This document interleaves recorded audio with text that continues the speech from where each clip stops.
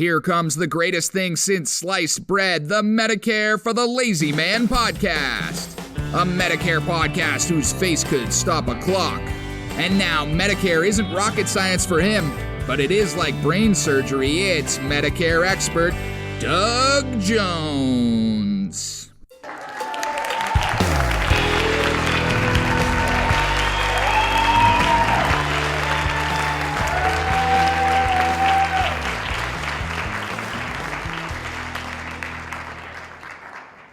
Oh, God, I had to get up again this morning, but I do enjoy podcasting.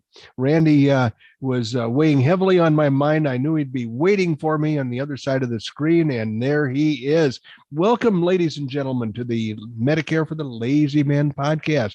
It's another episode of our effort to help you feel pretty good about the impending Medicare that you're going to be crossing over at some point. If you're a listener to this podcast, at least that's probably what's going to happen to you within a fairly short period of time. You've got to be thinking about what choices you want to make that will ease your transition into Medicare and that will make your Medicare life happy and joyful forever and ever and ever. And then you die. Well, that happens periodically. So you heard from you heard from Drew McMillan, my Canadian nephew. He introduces every one of our episodes in a unique and heartfelt, happy-go-lucky way. And then I like to join the fray by asking Randy Carson to play our short 30-second radio spot that explains to the audience what we're doing here and how to access the information that we offer.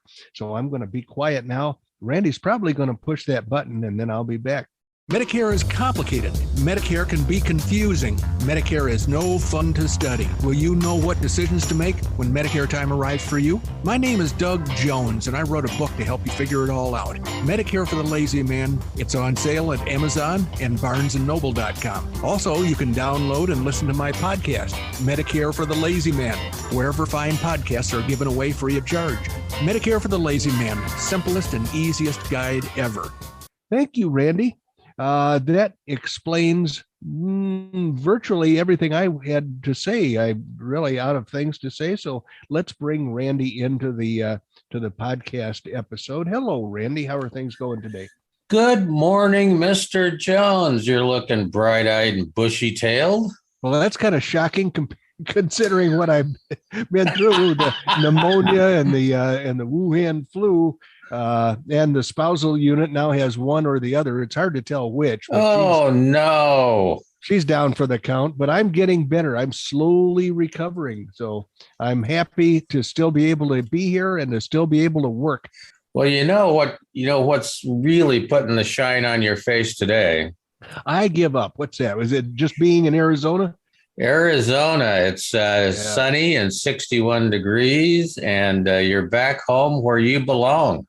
I sure am. I feel good about being here. It's just like when I used to fly. Now, I'm not going to sit in a tube with a bunch of masked morons without drinking for 3.5 hours to fly back and forth from someplace. But when I used to fly and the plane crossed that New Mexico-Arizona border, it just put an involuntary smile on my face. It was almost as though it was something that I couldn't struggle against, and it overtook me every time, the happiness of coming to Arizona. Well, same thing occurs this time driving. Every time I drive and I get through New Mexico and into Arizona, I start feeling just happy and all warm and fuzzy. So you recognize that on my face. That's pretty good. Well, yeah, you remember the good old days in flying where people actually dressed up like they were going to church, and you got on the plane and you had an ashtray and a drink in your hand. And there was just a number of positive things about flying back then. Absolutely. They fed you. It was equivalent to Stouffer's frozen food, which was pretty tasty, like TV dinners. And you could have drinks. They would give you cigarettes. Yeah. Wasn't that fun? And the people were not dressed in their PJs. No, they actually had, dress. In most cases, they had dress clothes. I never, up to a certain point. Let's say that. But when I flew back in the early days, people walked on there like they were going to like an office or church or something. There was no jeans, there was no T-shirts, there was no sandals, there was nothing. Well, when I was a kid, of course, jeans were not very widespread, but as an adult, as a college student, remember I was in college for 9 years. So as an adult, I wore jeans and a sport coat. And I thought that was the sartorial, that was following the rules. But the cool thing was that all of the flight attendants, the stewardesses, were basically young, friendly women that were happy in their jobs, or at least they pretended to be. And they were always very friendly to me. And I thoroughly enjoyed their services. One of the problems today is that they're all still there and they're really angry about it. They are. Have you ever run into an angry person on the plane? God, absolutely. Oh my gosh. I've run into some flight attendants of either persuasion, male or female, that look like if you ask for an extra, bag of peanuts, they'd probably kill you. They'd stare you down until you just retract that request and that's right. Sit there quietly. Well, I was told by a woman on a podcast was being interviewed. She said, I spent my career as a flight attendant. And she said, if you want good treatment, this is right before the Wuhan flu took over and changed everything in 2020. But she said, if you want to get some treatment from us, all you need to do is bring us something like a little gift, a thoughtful little gift, like a box of candy.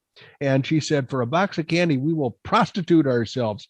You will get free drinks. The overserved rules will not apply to you. In fact, if you want to get bumped up to first class and there's a way to do that, we will do that. She said, all it takes is a simple, thoughtful little box of candy. So I ran out. I was going to fly to Chicago, and I ran out and bought a box of Frango mints. And I found out from the flight attendants on my flight that basically one of them hated the combination of mint and chocolate. Now, this is a Chicago tradition. Another one said, I'm trying to watch my waistline, and that was the guy. For God's sakes. It was, I tried it 2 different times and neither one worked out as satisfactorily as I had hoped. I got the free drinks, but I was charged for them. And then the stewardess who charged me was chastised by one of her coworkers. He's the guy who gave us the candy. Go back and refund his drink. So his drink prices. So you did make out a little bit then. Yeah, but it was a struggle. It wasn't the piece of cake. It wasn't the day at the beach that this woman on the podcast had promised a passenger who was willing to buy a box of Frango mints for the flight crew. And a friend of mine who is he owns a company that does premiums. They give little gifts and tchotchke and so forth like that. He said he used to show up on airplanes and hand out handfuls of pens, just cheap ass hotel pens. Pens. Yeah. What did that get you? That got him bumped to first class. It got him free drinks. It got him everything one would want on a flight of just a few hours. So I don't know what the heck. I spent $25 on a box of Frango mint, Chicago's legendary Marshall Field, one of a kind candy, and nothing. I get nothing. I get bupkis. So then he's handing out like a 3-cent pen. Well, he is Mr. Personality. That's I might be lacking in the personality department. Back in the day when I was in the air, 90% of the time, I got so used to riding first class. I was spoiled, man. You could just walk in and say, oh, I used to ride the same route all the time. So I even knew the flight attendants. Yeah. And, that was life. I'll tell you, they knew what you wanted to drink and they knew what you wanted to eat. Boy, that was life. Now I'm back in the cheap seats. I'm lucky to get on the plane anymore. They say, hey, if there's anything hanging off the back there, you can have that. Yeah, you're back with the zoo animals and yeah. My son-in-law got that life. It was a pain for a guy with 2 little kids and a wonderful wife, but his company said, hey, we want you to run our operation in California. And he said, well, I got to sell my house in Illinois. And well, don't worry, we'll take care of that. So he flew every Monday to California, first class, I think, and flew back every Friday afternoon. And it got to be like a commuter thing with all the other people on the plane knew each other. And the stewardesses were fine because they knew that he wasn't going to stand up and start trouble, like so many passengers are doing nowadays. And so the cool thing about that, it was painful for him while it was going on, but I don't think he's ever used up all of the points that he collected. And so when he goes places. I can depending on how long ago that was, I can pretty well guarantee you I haven't. Yeah. I mean, I'm sure he was doing it, closer ago than I was. Yeah. But I've got some, I mean, literally, I used to have so many points. I'd call people up and go, hey, you want to fly someplace? I'll give them to you. Oh boy. Before 9/11, I had an employee who had a deal with one airline, I forget which, that he could fly first class, or he could get bumped to first class for free, but he had to use it fairly frequently or else it would be taken away from him. So if I was going to go someplace, he would say, here, take my card and fly first class, and that way I'll get credit for it and they won't take away my privilege. But I had to be his name. And his I never got used to being called by a different name. I mean, Jones is simple enough. His name was Howe, Howe. And of course, everybody called me Mr. Howie. Mr. Howie? Would you like another drink, Mr. Howie? No, it's Howe, like the British general, for Christ's sake. But that all came to a screeching halt thanks to 9/11. Mr. Howie, do you want a drink? Yeah, I'll please give me one. Give me one for my friend, for Mr. Joni here too. Yep. Boy, that's back when airlines were able to kind of set their own rules. Now nobody can do anything without the feds either giving it their blessing or whatever. Well, I suppose we ought to do something here. We're having way too much fun. So let's narrow it in and pull it down, bring it down just a couple, three notches, and we can do some Medicare stuff. Yeah, let me get back to the business at hand here. One of the items that I did think about, and I wrote it down on my checklist that I emailed to Randy today, I didn't want to forget about it, was the fact that every year, especially towards the end of the year, when things change, they can affect your well-being. They can affect the satisfaction level that you have with your coverage. And this is particularly true if you have a Medicare Advantage plan, or in the case of my neighbor, a drug plan.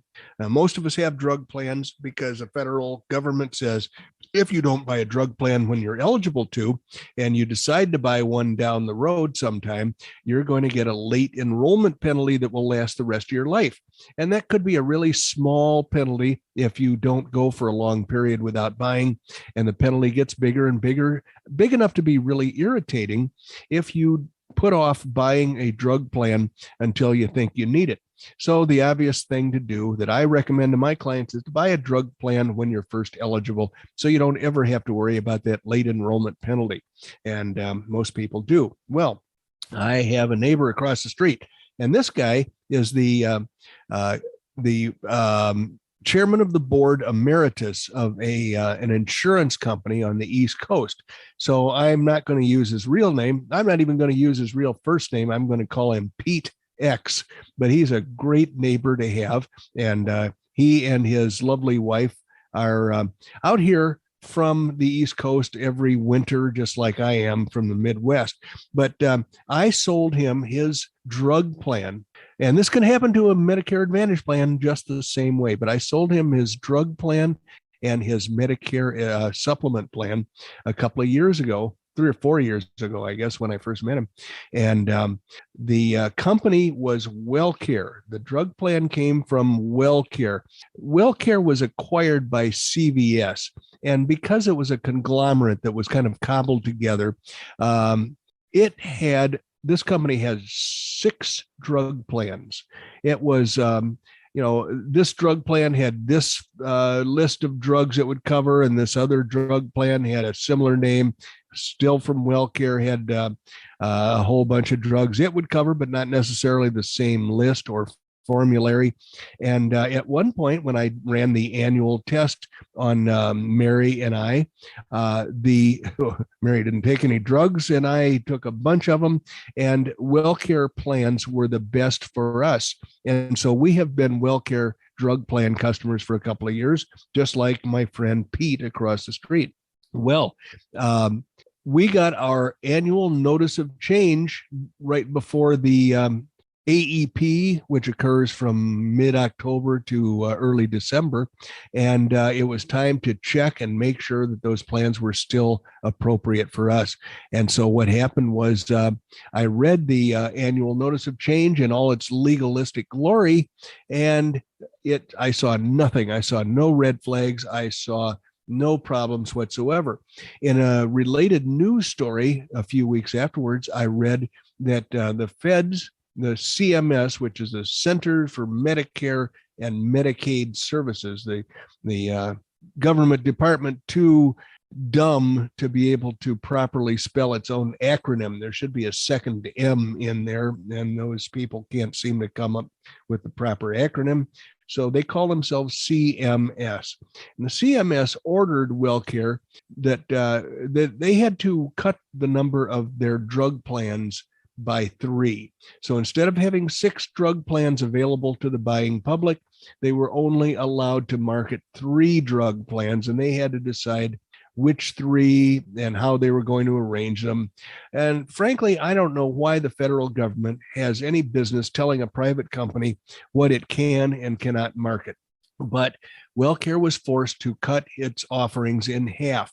So again, I had read my ANOC, my annual notice of change. I did not see any red flags or anything to worry about. And so it was a total shock to me when, after the first of the year, when you can't really make any changes in your drug plan, my neighbor Pete said, "Hey, how come my drug plan cost went up monthly from like $20 to $56. And I said, "Well, Pete, that has to be a mistake. I don't know why that would happen." And I knew, because he's my client, that he had WellCare. So I did what I could. I had him fill out a new application. I submitted that application. It was rejected because he already had a drug plan, and it was not in the middle of the annual election period. I tried to talk to people, and the unfortunate fact of life about these drug plans is that they have all farmed their customer service and their agent service lines out to foreign countries. And frankly, the people operating those lines are not well educated in all of the nuances of dealing with an angry or an inquisitive agent or customer. And so I exhausted every effort I could think of to correct the problem. And the only idea I came up with for my neighbor, and I had to explain this to him over cocktails, was if you stop paying your premium, because he doesn't really take any drugs that are expensive, and he's got a good RX card that he uses as an alternative. So I said, here's what I would do if I were you. Stop paying premiums until next fall, and then we'll get you a reasonably priced drug plan. In the meantime, you will have accrued 12 months toward your lifetime late enrollment penalty, which is going to cost you about $4 and change a month extra over and above whatever your drug plan cost is for the rest of your life. And he said, "Well, let's see, let me do some math here." And he's a smart guy, and he did some quick math, and he said, "I'll do it." So he called his bank and said, "Don't pay these people any more money." But the scary part of the thing is that his price went from like $20 to $56 a month. And the warning sign was not there. It's not like he's illiterate. He's a smart guy.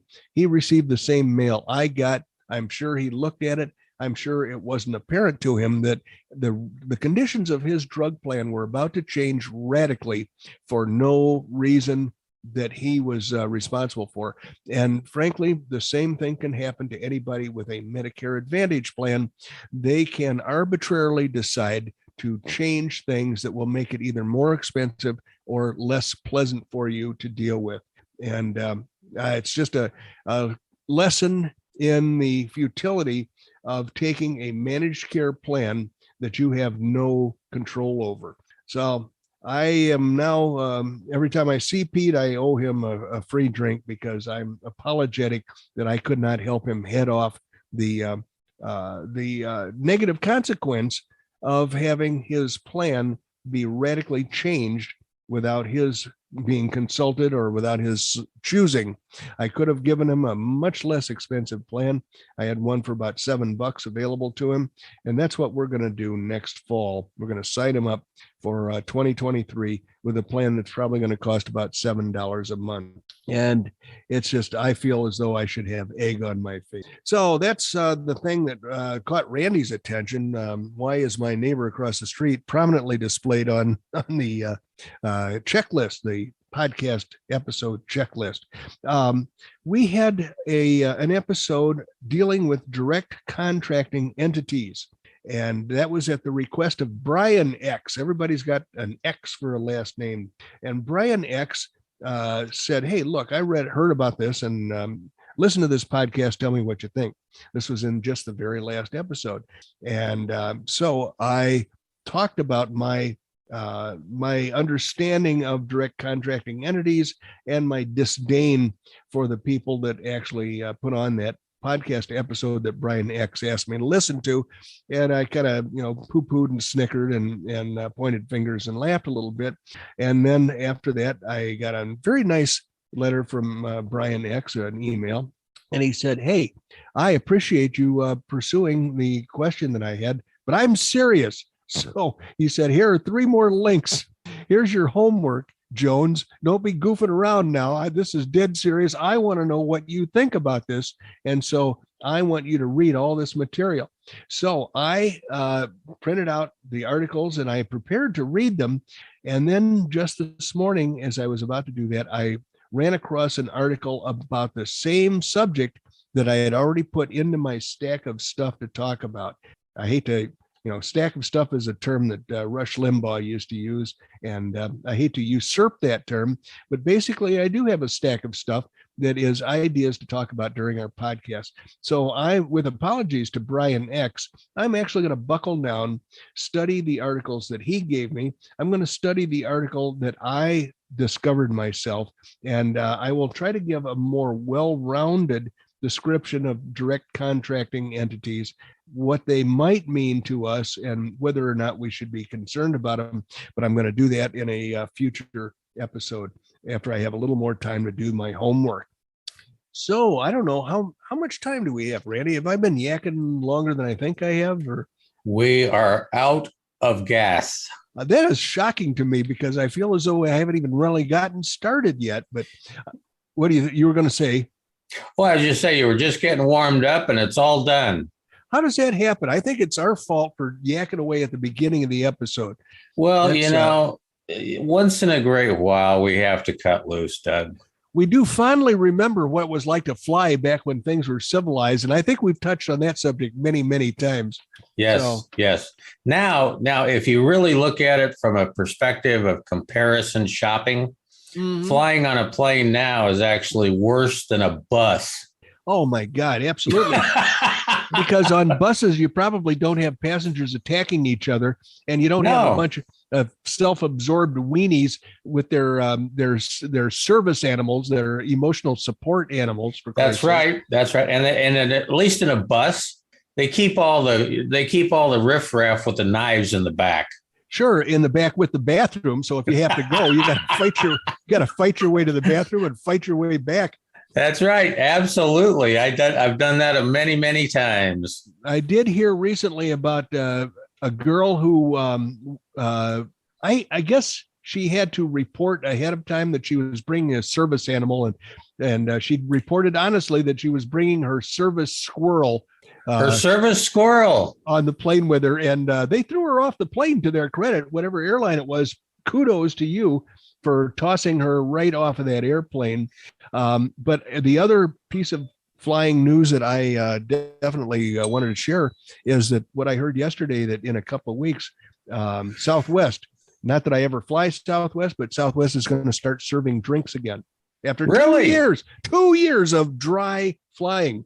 Oh my gosh. I might accidentally be convinced to fly Southwest again, but it's going to take something because I never had much luck with Southwest. They had the boarding lines, there was, line C, line B, line A, and D. Man, you just never got on at all. You just stood there until, your feet froze to the ground, but you still weren't getting on. Sure. I just never liked their loading process because I couldn't run as fast as some of these other people. Well, also, didn't they have subsets within A? Like you had your A really good people, and then your A so-so, and then your A dregs of the earth. That's right. Yeah, absolutely. And so I didn't like that concept because Margaret and I would always have to leg it down the ramp like crazy people, hoping we'd get to sit together because otherwise I notoriously would end up sitting next to somebody that she didn't want to. Well, Mary and I used to fly U.S. Air from Chicago to Phoenix, and we would go to the same gate at the same time. Every time we flew, it was like 12:32 or something like that. And we would always flummox we checked bags, and we always flummox the sky caps because we didn't want to sit together. You guys like to sit together. We did not want to sit together. I am an aisle guy. If I'm not on the aisle, I ain't flying. And she wants to be on the window. So really? She just wants to, look out the window and eventually fall asleep. And eventually she arrives at her destination, and it seems like a real short ride to her. I want to be on the aisle. I want to know what's going on. If anybody tries to kick their way into the cockpit, I want to be one of the people that kills them. I will murder them if I can. I wouldn't sit. I have because I had to, but I don't like sitting on the window no matter what. And even worse is the middle. Oh, yeah. Well, so anyway, these sky caps would always go, "Oh, my God, you're not sitting together. Let me rearrange your seats for you." No, don't touch anything. Don't touch that. But the problem with this particular flight and this particular gate at O'Hare Airport was that we would go through security. This is after 9/11. We'd go through security and do all the stuff that you're supposed to do, and then go sit at the gate. And they always sent a team of trainees up to the gate to go to, it's like a secondary security check. And it was always for, trading purposes, but they only scanned, or they only hassled and wanted two types of people. And I noticed this pattern time and time again, the same pattern. They only scrutinized carefully hot young girls, and grouchy old men who stared daggers at them and wished them a swift and painful death. Yes, I understand. I fell into one of those categories regularly. I think I know which one it was. And so I was the victim of their rescanning process more than I care to admit. But it was stupid. My gosh.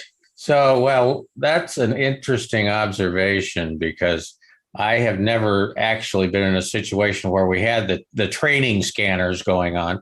It was always just, the regular, irritants. Once you were through the metal detector, everything was cool for you. But no. Then they used to have you'd get through the metal detectors, and then they had this body scan that looks like a phone booth. Yeah. So I always felt like I was supposed to strip down and come out like Superman. Oh, I think the booth did that for you. Oh, yeah. It did, I think. Yeah. Well, what you saw on the outside of the booth, you wouldn't want to see anyway. Oh, boy, oh, boy, oh, boy. Well, I'm happy that we survived another podcast episode of the Medicare for the Lazy Man podcast. We did. I thank everyone for joining us. As usual, you're a great bunch. And just as a real favor for old Uncle Randy, go to Amazon.com, buy one of Doug's books. You're never going to regret buying it because it's so chock full of great information about Medicare and Medicare supplements that you're never going to regret it. I bet you're going to have neighbors banging at your door hoping they can borrow it. Well, that's a wonderful thought, and I appreciate the kudos. I thought of something else before the episode that we should remind the people about. And of course, it has escaped me. So I'm going to leave you alone to say goodbye. But thank you very much for your help during this episode, Randy. You're welcome. And again, you have just spent about 32 and a half minutes with Doug Jones, the anti-insurance insurance guy from Oklahoma, and now the guy permanently registered and living in Cave Creek, Arizona. Bye-bye.